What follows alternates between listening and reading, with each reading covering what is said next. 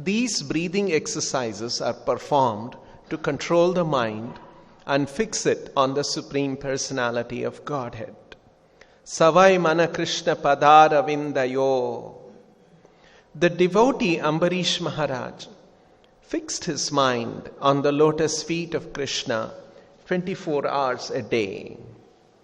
The process of Krishna consciousness is to chant Hare Krishna and to hear the sound attentively so that the mind is fixed upon the transcendental vibration of Krishna's name, which is not different from Krishna, the personality. The real purpose of controlling the mind by the prescribed method of clearing the passage of the life air is achieved immediately if one fixes his mind directly on the lotus feet of Krishna. The Hatha Yoga system or breathing system is especially recommended for those who are very absorbed in the concept of bodily existence. But one who can perform the simple process of chanting Hare Krishna can fix the mind more easily. 3 different activities are recommended for clearing the passage of breath: Puraka, Kumbhaka, and Rechaka. Inhaling the breath is called Puraka, sustaining it within is called Kumbhaka, and finally exhaling it is called Rechaka. These recommended processes can also be performed in the reverse order. After exhaling, one can keep the air outside for some time and then inhale. The nerves through which inhalation and exhalation are conducted are technically called Ida and Pingala. The ultimate purpose of clearing the Ida and Pingala passages is to divert the mind from material enjoyment. As stated in Bhagavad Gita, one's mind is his enemy and one's mind is also his friend. Its position varies according to the different dealings of the living entity. If we divert our mind to thoughts of material enjoyment, then our mind becomes an enemy. And if we concentrate our mind on the lotus feet of Krishna, then our mind is a friend. By the yoga system of Puraka, Kumbhaka, and Rechaka, or by directly fixing the mind on the sound vibration of Krishna, or on the form of Krishna, the same purpose is achieved. In Bhagavad Gita, it is said that one must practice the breathing exercise, Abhyasa Yoga Yuktena. By virtue of these processes of control, the mind cannot wander to external thoughts. Chetasa Nanyagamina. Thus one can fix his mind constantly on the Supreme Personality of Godhead and can attain Yati, Him. Practicing the yoga system of exercise and breath control is very difficult for a person in this age. And therefore, Lord Chaitanya recommended Kirtaniya Sadaharihi. One should always chant the holy name of the Supreme Lord Krishna, because Krishna is the most suitable name of the Supreme Personality of Godhead. The name Krishna and the Supreme Person Krishna are non-different. Therefore, if one concentrates his mind on hearing and chanting Hare Krishna, the same result is achieved. So in this part of the Bhagavatam, we are seeing Kapila Muni's instructions to his mother, Devahuti. And he is talking about the Ashtanga Yoga process. And in this verse today, he is mentioning about Pranasya Shodhayen Margam Pura Kumbhaka Rechakaihi. This is also connected with the breathing of in the Hatha Yoga system. Pranasya Shodhayen Margam. The prana and the prana margam Shodhayen has to be purified by Puraka, inhaling, Kumbhaka, holding, and Rechakaihi, by exhaling. pratikulena va, or reversing the process, meaning rechakaihi, kumbhaka and puraka. Va chittam, and by doing this, one's chitta, one's mind, yatha sthiram achanchalam, becomes sthiram, steady, and achanchalam, free from disturbances.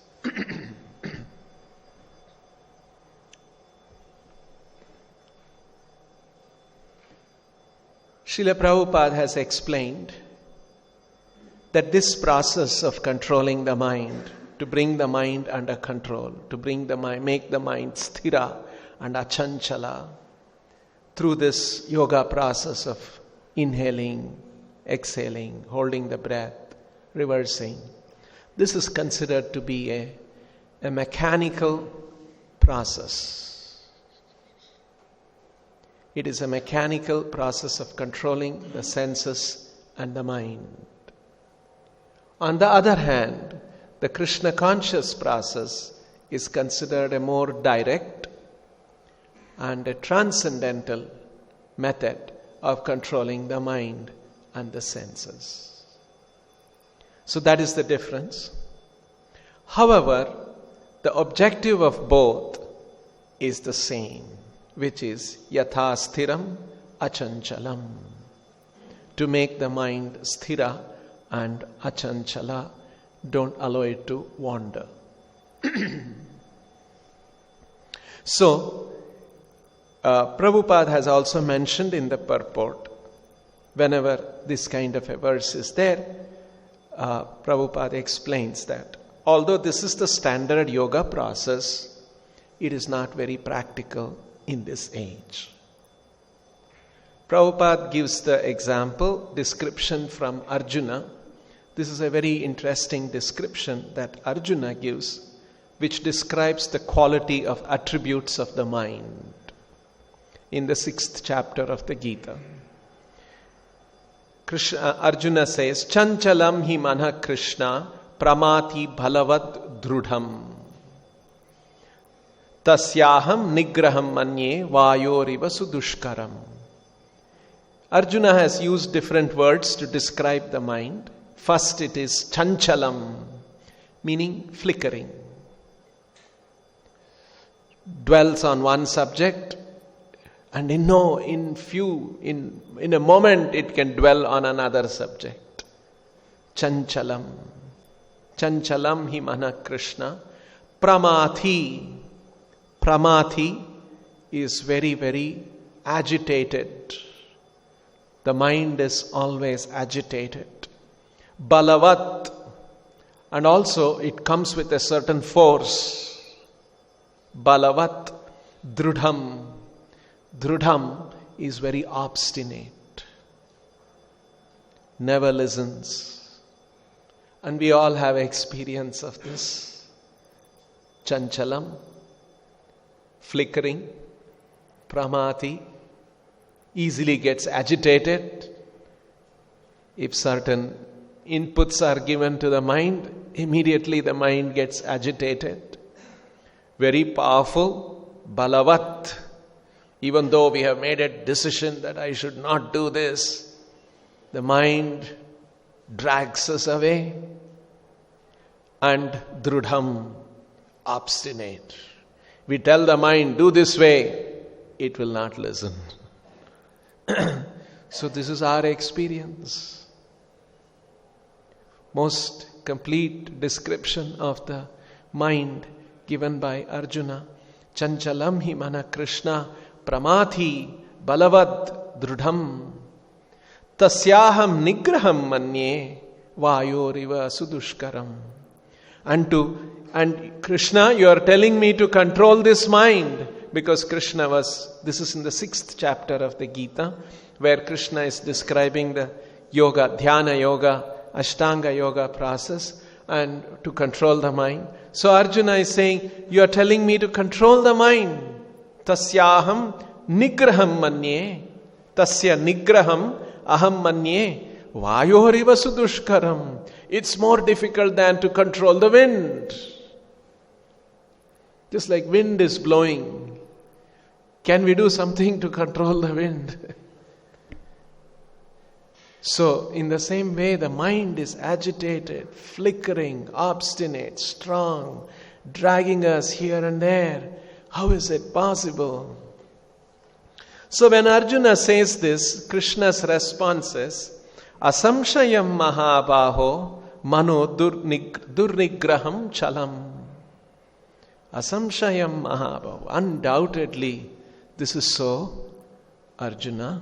Mahabaho. You may be a mighty armed Arjuna, but it is asamshayam mahabaho mano durnigraham chalam.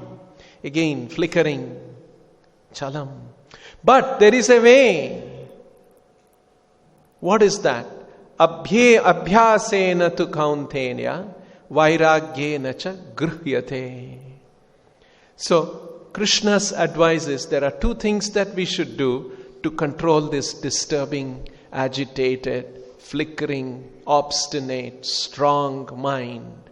One is abhyasa, practice. Another is a certain amount of detachment one has to practice.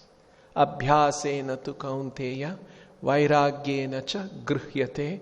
Thus, mind can come under the control. So, that is why we have in spiritual life, we have certain disciplines. Rising early in the morning, having a bath, coming before the deities. These are the disciplines that we follow in Krishna consciousness, which is simple and not very difficult. It may require a little to get used to it, and then one can do this. And if one does that, gradually his mind will become sthiram achanchalam. Yatha sthiram achanchalam. If one seriously follows this, one will get that result. So, now Prabhupada has mentioned something interesting here, as I was mentioning earlier. Either the mechanical process of controlling the mind and the senses, or through the Krishna conscious process of chanting the holy name, doing kirtan, doing our sadhana, the objective is the same. What is that objective? To control the mind. Control the mind. And what is the result of controlling the mind? We do this, we control the mind. What should it result in? The end is the same. It is, Prabhupada mentions in two places, once in the purport and elsewhere. One is to divert the mind from matter to spirit. The mind, which is chanchala, pramati, balavat, drudha, with all of this nature of the mind is dragging us to material enjoyment. Now, if we can divert the mind towards serving the Lord, so that is the intent, that is the result of doing this, controlling the mind. And when we divert the mind from matter to spirit, what happens? We come to a spiritual platform. And on that spiritual platform, we will be able to come in touch with Krishna, with the absolute truth, with Brahman. This is actually the sublime intent of all of these exercises. To divert the mind from material enjoyment and to bring us to the spiritual platform. But unfortunately, today, we know a lot of people follow yoga, asana. They also talk about puraka, kumbhaka, rechaka, all these things. They are all very, very familiar. But hardly their intention is to divert the mind from matter to spirit or to come to the spiritual platform. They just want to have They have some bodily ailments and mental ailments and depression and all of that. By doing these things, they want to get rid of that so that they can have a normal, happy, enjoyable material life. But that's not at all the intent. And that is why Srila Prabhupada has said that in the next chapter, not in the next, in the 8th chapter, Prabhupada has quoted in Bhagavad Gita. Here Krishna said, Abhyasena tu kaunteya vairagyena cha gruhyate. By abhyasa and vairagya you can control. What happens is explained in the 8th chapter. Abhyasa yoga yuktena. Abhyasa yoga, this is referring to the same Abhyasena tu kaunteya vairagyena cha gruhyate. Abhyasa yoga yuktena chetasa nanyagamina. Chetasa, one's mind, na anyagamina, is not wandering here and there. And paramam purusham divyam yati parthanu chintayan. And by doing this, paramam purusham divyam anuchintayan yati. One should focus the mind on paramam purusham divyam, transcendental personality, supreme personality. It is not on some void or some light, very clear.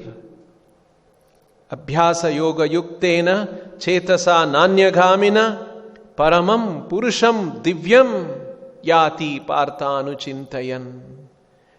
In this way, anuchintayan, always thinking of paramam purusham divyam yati, one can attain.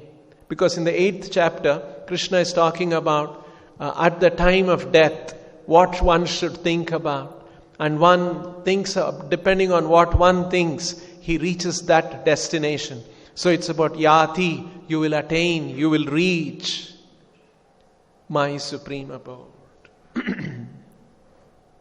So this is how the process of yoga works, controlling the mind, breath, all of that. And we do it in a different way by a transcendental direct process of chanting, worshipping the Lord in the temple, hearing philosophy, all of these things.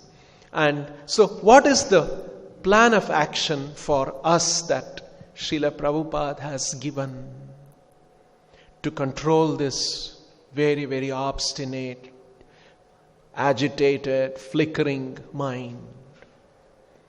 Srila Prabhupada wanted us, he set an example himself. While we do this chanting, rising early, cleansing, coming before the deities, doing that sadhana, in addition, as an acharya, Srila Prabhupada has given us the process that we should intensely be absorbed in serving the mission of the Lord. This is the way to control the mind. On the one hand, there should be sadhana, and on the other hand, there should be intense service. And that service is in serving the mission of the Lord. There are occasions where Prabhupada said that we should be so busy doing our service, there is no time for Maya to enter in. From morning till evening, we should keep ourselves busy. So much so that moment we go and lie down in the night, in a few seconds, we must be snoring. So, intense service is something that Prabhupada wanted us to do. And Srila Prabhupada set that by his own personal example. Once Srila Prabhupada had gone to Nairobi, and at that time Nairobi has a lot of Indians. So devotees had arranged several programs. Most of them were Gujaratis, businessmen, and in their homes programs were arranged, and Prabhupada went from one program to another program to another program, and then till late evening And Prabhupada did not have time to eat prasadam. And so at the end of all the program, he was actually quite fatigued. And then he said, keep me talking like this. This is life. See that I don't stop talking at all. Keep me talking. This is my life. So like this, Prabhupada showed this kind of an intensity. And when Prabhupada brought devotees to India, and devotees were all very young. Prabhupada was so much elderly. Devotees were Prabhupada was at least 3 times older. And Prabhupada, when he went to Amritsar, there were many cities that Prabhupada traveled in. Amritsar, Jaipur, Indore, Banaras. And in all of these places, Hyderabad, Madras. And there would be so many programs. Most of the places it would be 5 programs per day. And they would travel, conduct a program, kirtan, and then class, and then some prasadam, and then they would go to another place, and then meet the guests, and the guests would have invited other people. Devotees were finding it difficult to catch up. Mostly devotees would go for 2 or 3 programs, then slowly they drop out and come back. But Prabhupada kept going and going and going. So this is the kind of an intensity with which Srila Prabhupada showed how we should do our service. Otherwise, it's not possible to control the mind. Mind will get into sense gratification, mind will get into gossip, mind will start becoming envious, mind will start comparing. All of this is bodily, material platform. We are not on the spiritual platform. On the spiritual platform, we will be freed from all of these kind of things. We won't be disturbed by these things. If someone is going through all these things, it is an indication that I am still on a material, mundane platform. I am attracted to sense gratification, captured by Maya, captured by materialistic concepts, materialistic ideas. All of these things are indications that we are on a material platform. That is not at all desirable. We must aspire to come to the spiritual platform, because only on the spiritual platform our spiritual progress can happen and we can come in touch with Krishna. And in order to do that, there must be intense absorption in service. Prabhupada often demonstrated and he demanded that from the devotees. In his own personal life, Prabhupada would rise and stay up all night writing the books at that age. Sometimes he would do 3 books. There was a time when Prabhupada was doing Krishna book, Bhagavatam and Chaitanya Charitamrita. 3 books. After noon he would do some for some time. In the night he would do some time. Another time he would find a little time to do another book. So like this, there was, in fact, devotees were finding it difficult to catch up with the printing. In fact, in June of 1975, it came to such a stage. Prabhupada had completed the entire Chaitanya Charitamrita translation and writing the purports, but printing had not happened, and it was weighing on Srila Prabhupada's mind. And then Prabhupada came to Los Angeles in June of 1975, and there was a very nice reception for Srila Prabhupada. There is the video of that, and Prabhupada sat on that asan, and then he spoke. And then he recalled, when quite towards the end of Srila Bhaktisiddhanta Saraswati Thakur's life, Prabhupada once had a meeting on the banks of Radhakund. On the banks of Radhakund, we are all familiar, there is a Gaudiya Math. And Prabhupada recalls, and he says there was a meeting, and only a few god brothers were there. And at that time, Prabhupada, Bhaktisiddhanta Saraswati Thakur told that if you ever get money, print books. Because at that time there was already a lot of politics happening in Gaudiya Math, and Prabhupada was aware of that. He referred to, in Bagh Bazaar, we have built a very nice temple there, but all the disciples are fighting, which room is for me? This room is for me, this is for me. Instead of using that facility for preaching, see, this is material platform. Bhaktisiddhanta Saraswati Thakur was very unhappy about that. He said, I am now thinking, I just bring down the building, remove all the marble, sell the marble and print books. So this was his concern. And then he mentioned this to Prabhupada at that time. And then he said, if you ever get money, print books. So Prabhupada recalled this sitting on the Vyasasana in the Los Angeles temple. And he said, so I am requesting you, please help me. Print as many books as possible in as many languages as possible, and the Krishna consciousness movement will spread automatically. Remember seeing this video of famous statement of Srila Prabhupada? He made this statement, he spoke all of these things because at that time the entire Chaitanya Charitamrita was already ready and devotees could not catch up with the printing. So, and all the sannyasis were there, and the two managers of the BBT, Rameshwar Swami and Radha Vallabha, both of them were there, and they were all, yes, they knew Prabhupada was addressing them. And so next morning, they all went on a morning walk on the Venice beach, and all the sannyasis were all there, and Prabhupada again brought up this topic. This Chaitanya Charitamrita is not printed. This is not very good for our movement. And the sannyasis say, yes, Srila Prabhupada, we are going to print. So then he asked, how long will it take? And then they said, Srila Prabhupada, so far we were doing 1 book in 4 months. Now we have decided to speed up, and we will print 1 book every month.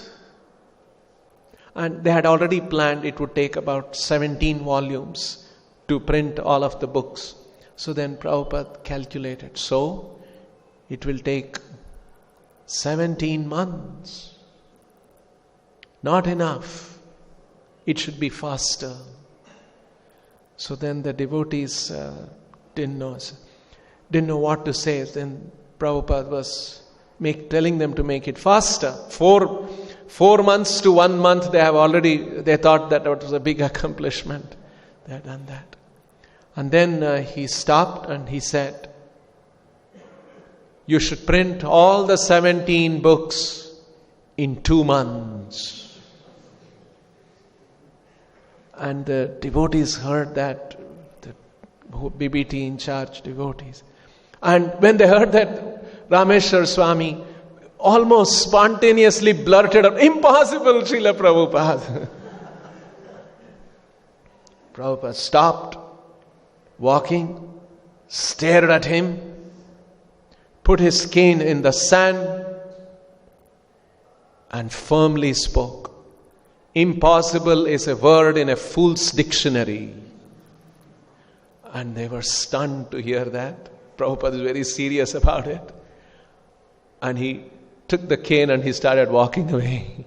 The other sannyasis got together and they were walking, and these two devotees in charge of the BBT, they just were stunned and they stood back and they were talking, oh, what is this? In 2 months, 17 books. What would take 17 months? Prabhupada wants to do it in 2 months. They really thought that, and it looks like Prabhupada is not ready to hear anything. And so anyway, they discussed a little bit and they ran up to catch up with Prabhupada. And then Prabhupada came to the temple, and then they took Prabhupada on a tour of the BBT. BBT office had been set up there. Of course, then the Prabhupada gave class, and although class was there, chanting was there, these two, they were constantly thinking what to do, how to do, and then they took Prabhupada on a tour, and those days in the 70s, typesetting machine and all those things had come up, and they showed all those things, and Prabhupada was very impressed, and he saw all that. And then he said, all of this technology, it's very good, but if you cannot print books at the right speed, it will be just like scientists going to moon, useless. And again, they knew Prabhupada was referring to these things. And then the devotees once again had the meeting, and then called all the press workers, and they have made out a plan. And in the evening, they went to Prabhupada and said, Srila Prabhupada, we have made our plans and we will do it. And Prabhupada said, very good, please do. Then the devotee said, Srila Prabhupada, but one or two conditions. He said, what is it? So he said, Prabhupada, this is Bengali, and so we will have a lot of clarifications, and you must kindly give time to whenever the BBT editors seek your time for clarification. Prabhupada said, yes, I will do that. Then the second thing, the devotees said, Srila Prabhupada, because we have to do so many illustrations, many of the illustrations won't be high quality. So Prabhupada said, a blind uncle is better than no uncle. So it's all right. And then Prabhupada gave another idea. You can send a photographer to India. So many places that Prabhupada, Chaitanya Mahaprabhu traveled, you can take photographs, and photographs can also supplement for the number of paintings which may be lesser. And so all of this was arranged. And then after that, the devotees all got together, and they felt some kind of a mystic power in the building. And the next 2 months, all the devotees, typing, proofreading, painting, they were doing practically 22 hours a day. They would just sleep a little bit, rise, chant, attend little bit of the morning program, and come back to the office. Some devotees would do the painting and fall asleep because they were so tired. Another artist will come, take the canvas away, and continue doing completed. So like that, devotees took turns, and in 2 months, almost 30th day, second month, 30th day, the last volume came out, and that was sent to the secretary of Prabhupada, and they made a phone call and told Prabhupada the 17th volume has come out. And Prabhupada was very happy seeing that. See the intensity that Prabhupada wanted? Not some kind of a relaxed. If we do that, it's very difficult to control the mind. We have to have that kind of an intensity of our service. Otherwise, Chanchalam hi mana Krishna pramati balavadrudam. It's not easy. Especially in Kali Yuga, under the Rajasic nature, Tamasic nature, very little Sattva Guna in our system. Kalau Sattva Haram Pumsan. Sattva has been depleted in Kali Yuga. So it's very difficult unless we remain focused on our service very intensely. And we should do this all our life. There was an occasion when sometimes devotees would tell Prabhupada, now Prabhupada, we have done so many years, now I'm thinking I should just relax a little bit and do my reading. And Prabhupada said, you know how old I am, and I am doing all this, and how you can think of retiring. So Prabhupada was 75, 80, and he was not retiring from intense service. So this is the way, this is the kind of a spiritual life that Srila Prabhupada wants us to do. Then it is possible to make this mind sthiram and achanchalam. So we'll stop here. Grantaraj Srimad Bhagavatam ki, Srila Prabhupada ki.